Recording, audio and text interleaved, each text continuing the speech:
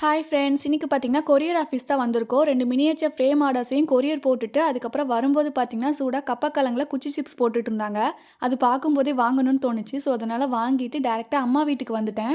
எனக்கு உப்புமானாலே சுத்தமா பிடிக்காது. ஆனா, அம்மா பார்த்தீங்கன்னா, சம்பா ரவையில நெறைய காய் போட்டு கிச்சடி மாரி பண்ணி தருவாங்க. அது ரொம்ப டேஸ்ட்டா இருக்கும் காய் இருக்கிறதுனால. நம்ம பங்குக்கு எதையாவது பண்ணுவோமேன்னு சொல்லிட்டு நானும் கிண்டி விட்டுட்டு இருந்தேன். அதுக்கடுத்து பார்த்தீங்கன்னா, கிராசரிஸ்லாம் வாங்கியிருப்பாங்க போல. இதில அந்த சம்பா ரவை இருக்கு எடுத்துட்டு வான்னு சொன்னாங்க. அத எடுத்து குடுத்துட்டு, இந்த ஸ்பைசஸ் எல்லாம் பார்த்தீங்கன்னா, பாக்ஸ்ல போட்டுட்ருந்தேன்.